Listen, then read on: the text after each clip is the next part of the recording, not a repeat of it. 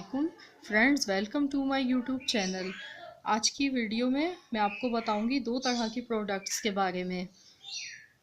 बहुत से लोगों को ये नहीं पता है कि सूथिंग लोशन किस चीज़ के लिए इस्तेमाल किया जाता है और शाइनर हम कहाँ कहाँ और किस तरीके से इसको इस्तेमाल कर सकते हैं। तो फ्रेंड्स, आज मैं आपको मुकम्मल डिटेल के साथ बताऊंगी सूथिंग लोशन और शाइनर के बारे में।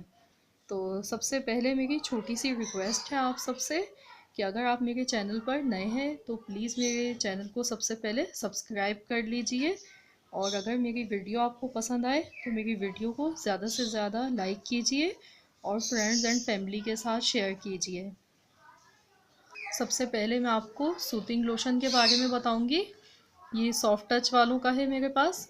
सूथिंग लोशन के बहुत ज़्यादा इस्तेमाल है फ्रेंड्स। वैसे तो हम इन दोनों चीज़ों को स्किन पॉलिश में, फेस पॉलिश में इस्तेमाल करते हैं, जो कि आपको पता है कि बहुत ही ज़बरदस्त फेस पॉलिश होती है और इसके बगैर फेस पॉलिश हम नहीं कर सकते। तो फेस पॉलिश के लिए तो ये दोनों चीज़ें बहुत ज़्यादा लाजमी हैं।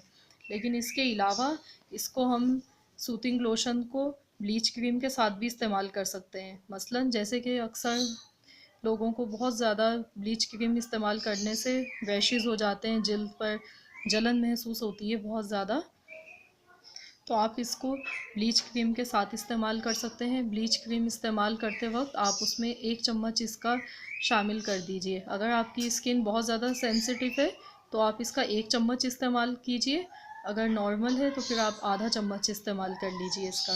इसके इस्तेमाल से आपको चेहरे पे बिल्कुल भी जलन महसूस नहीं होगी। और फ्रेंड्स, इसका दूसरा इस्तेमाल है कि आप इसको ब्लैक हेड साफ़ करने के लिए भी यूज़ कर सकते हैं। उसका तरीका ये है कि सबसे पहले आप अपने चेहरे की डर्ट साफ़ कर लीजिए और अपने चेहरे को क्लिनजिंग से अच्छे तरीके से साफ़ कीजिए। क्लिनजिंग करने के बाद अपने चेहरे की, उसके बाद आप इसको सूथिंग लोशन से मसाज कीजिए अपने चेहरे का। तो इसके बाद आप अपने ब्लैक हेड्स को रिमूव कर लीजिए। तो फ्रेंड्स, आपको बहुत अच्छा इसका रिज़ल्ट मिलेगा। ब्लैक हेड्स रिमूव करने के बाद फिर दोबारा से आप ये सूथिंग लोशन अप्लाई करें, तो इस तरीके से आपके बहुत अच्छे से ब्लैक हेड्स रिमूव हो जाएंगे और आपको बिल्कुल भी जलन या रेडनेस महसूस नहीं होगी। और इसकी एक और ख़ास बात फ्रेंड्स ये भी है कि अगर आप लोग वैक्स करते हैं और वैक्स करने के बाद रेडनेस आ जाती है, पिंपल्स आ जाते हैं, तो ये सूथिंग लोशन इस्तेमाल करने से वो रेडनेस ख़त्म हो जाती है और ये बहुत ही ज़बरदस्त चीज़ है। और इसके अलावा स्किन शाइनर, ये तो आप जानते ही हैं कि स्किन शाइनर ये लेमन में, और लेमन हमारे चेहरे को लाइट टोन करता है। स्किन शाइनर को आप ब्लीच क्रीम के साथ भी इस्तेमाल कर सकते हैं, ये स्किन को शाइन करता है। और आप ये फेशियल के बाद भी इसको इस्तेमाल कर सकते हैं। जब आप कंप्लीट फेशियल कर लेते हैं तो आखिर में आप स्किन को शाइन करने के लिए थोड़ा सा इस्तेमाल कर सकते हैं और अपने चेहरे पर अप्लाई करने के बाद आप इसको छोड़ दीजिए। इसके इस्तेमाल से आपका चेहरा बहुत ज़्यादा ग्लो करेगा। इसके आपको बहुत ज़्यादा अच्छे रिज़ल्ट मिलेंगे। फेशियल करने के बाद आप इसको ज़रूर अप्लाई करके देखिएगा। और रात को सोने से पहले भी आप चेहरे की डर्ट साफ़ कर लीजिए। क्लिनजिंग करने के बाद आप स्किन शाइनर लगाकर सो जाएं। इंशाअल्लाह ताला सुबह को जब आप उठेंगे तो आपके चेहरे पे बहुत ज़्यादा शाइनिंग होगी।